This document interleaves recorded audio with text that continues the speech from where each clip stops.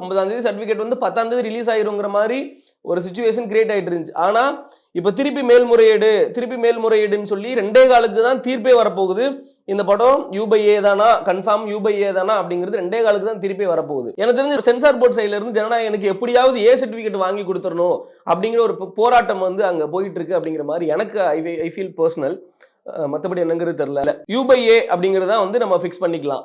அதையும் தாண்டி இதுக்கு A சர்டிஃபிகேட் எப்படியாவது வாங்கி கொடுத்துடணுங்கிற மாதிரி ஒரு இது போயிட்டு இருக்குன்னு நினைக்கிறேன். ஏன்னா ஹைகோர்ட்ல PT ஆஷா மேம் அவங்களே வந்து சொல்லிட்டாங்க, இதுக்கு வந்து U/A கொடுத்து இந்த கேஸ் இதோட முடிச்சிருங்க அப்படிங்கிற மாதிரி சொல்லிட்டாங்க. சென்சார் போர்டு திருப்பி இல்ல நாங்க வந்து திருப்பி இதை வந்து இது பண்றோம், எங்களுக்கு வந்து திருப்பி நீங்க படம் பார்த்துட்டு இது பண்ணுங்க, ஃபர்ஸ்ட் கோட்டெல்லாம் அழைச்சிட்டு திருப்பி ஃபர்ஸ்ட்ல இருந்து வாங்க அப்படிங்கிற மாதிரி திருப்பி சென்சார் போர்டுன்னு சொல்லிட்டு இருக்காங்க. என்ன நடந்துட்டு இருக்கு அப்படிங்கிறது தெரியல. சென்சார் போர்டில் யார் இருக்கிறாங்க அப்படிங்கிறது நம்ம எல்லாருக்குமே தெரியும்.